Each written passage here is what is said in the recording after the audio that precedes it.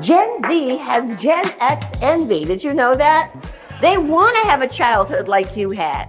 They want to have the crazy parties that you had when their parents weren't home, because now parents are really in control of everything. Yeah, but when they hear the stories of their mom and dad, they're very jealous because they want that. So every generation, from baby boomer, traditionalists, Gen Z, we all have stories to tell.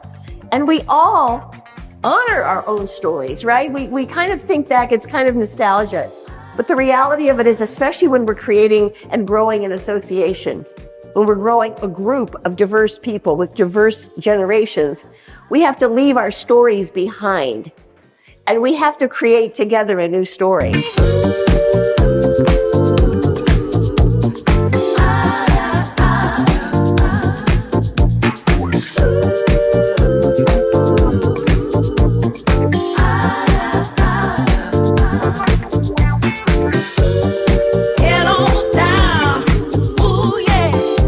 So change is here, and the generations are here. So the world has changed, and guess what? So have the people.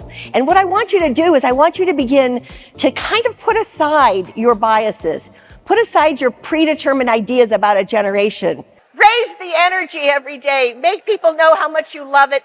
Help people love coming to work. Have your customers love you. It's all a part of growth today. We are working with people from every generation. We are selling to customers from every generation. The brand will keep growing. Your growth has been tremendous. It's so interesting. How many of you have an American Express card? I remember when I got my American Express card many, many years ago, I said, Dad, I'm getting your card. I'm going to be a big girl. I got my first gold American Express. I just read an article where 37% of American Express Platinum card users are, guess who? Young millennials and Gen Z. And they're using the card for what? All the opportunities, all of the discounts, all of the savings. So the world's changing. We can't make a decision just because someone is younger that they're not getting an American Express card. So I went to this incredible session, Karen McCullough. It was a keynote at Femme Summit, and it just really hit me. Her message was, it's not personal, it's generational. And she delivered it in this really light, fun, playful, but ultimately rooted in honoring the generation.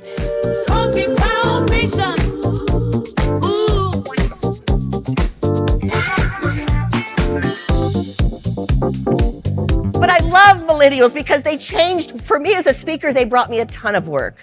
I have to be honest with you. Gen X, nobody cared. I'm so sorry, but really people did not want to hear. But when millennials came on the scene, Gen X, and then the baby boomers, we sandwiched you in between two of the most self-absorbed generations out there.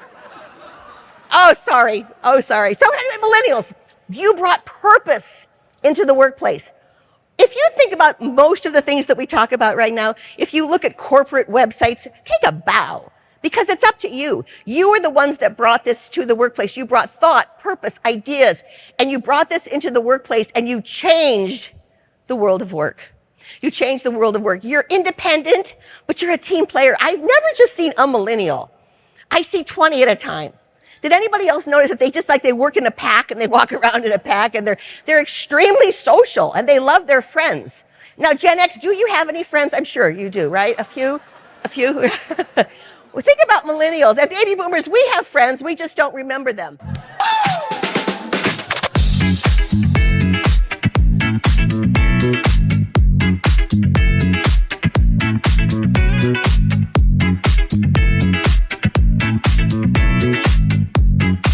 It's a challenging, I think it's the most exciting time we've been in, because we're having to show up as people.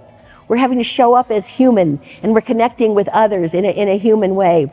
So I asked, what do we need? What does the future of work look like? What will we need in order to succeed in this next new idea of AI and the future of work? And here's what came out. Digital tools and technology skills, number one. Number two, comfort with analysis and data. I don't know about you, but AI can sure make those charts and graphs, and there's a lot of data coming out. It's almost like when we first got our computer, and I had my clothing stores, and we would ask for a report, and a report would come out this big because it was all the data, and I, of course, did not look at any of it. I did have someone that did that. But now, today, we have to be able to look at our data, and we have to begin to understand it. business and people management skills. First, it was just business management. Notice we've got people management skills in here. You're going to have to become adept at understanding people and managing. And of course, we've got to have design, creativity, and innovation. But the last one is interesting. When I started speaking in Houston, I was booked by all the oil companies, and I couldn't use the F word. I could never use the F word. And now with emotional intelligence, I can say feelings all day and all night. I could talk about our feelings and how we feel, and we can begin to connect because we are now into emotional intelligence. So my wish for you is get ready. Begin to prepare yourself, because guess who's coming? How many of you have kids under the age of 10? They're going to come and work for you, and you're going to have to manage them.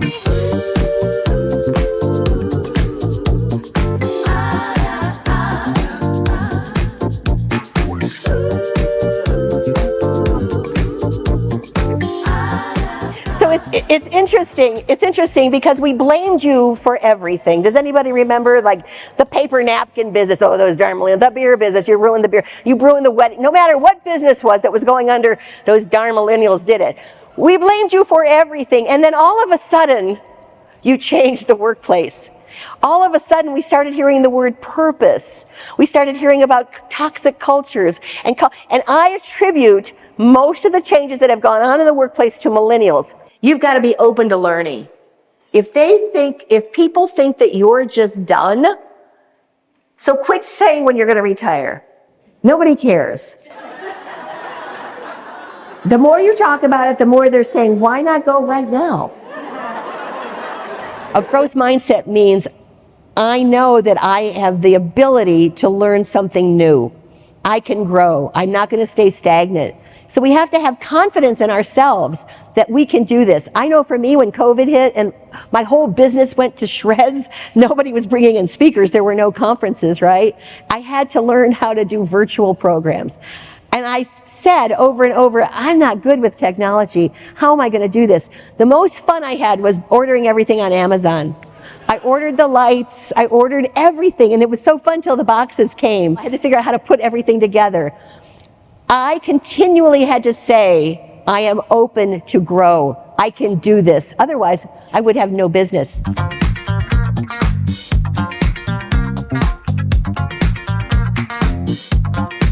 And then 2008 came. I don't know if some of you in here are too young to hear of the Great Recession, but the Great Recession came. I got a call with Sun Microsystems on Thanksgiving of 2008. They had booked 15 events on branding for 2009, and she called and canceled and said the world is falling apart. Not only did Sun Microsystems cancel, but everybody canceled, and I was looking at an empty calendar. There was a young African-American girl in our community in Houston named Crystal Washington.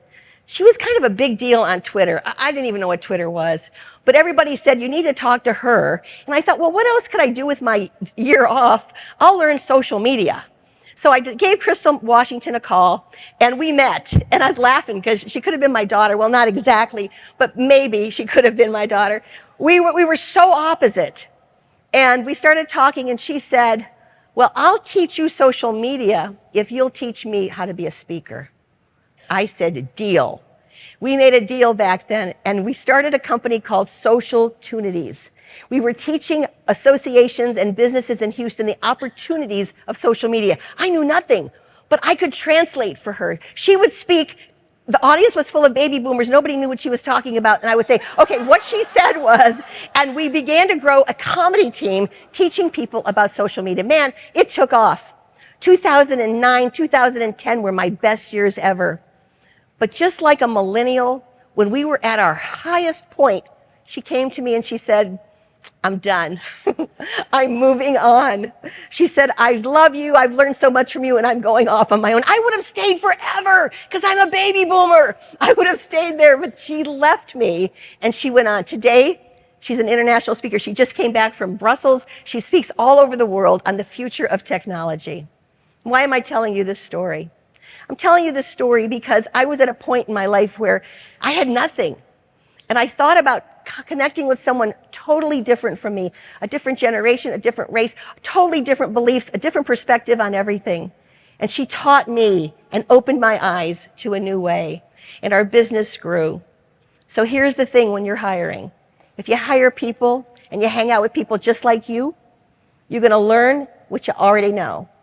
Cast your wide net. Bring people into your fold that are different from you. Be curious and not judgmental. Hey guys, I love you. I'm Karen McCullough. Have a great rest of your conference. Take care. Take care, you guys. Oh, thank you.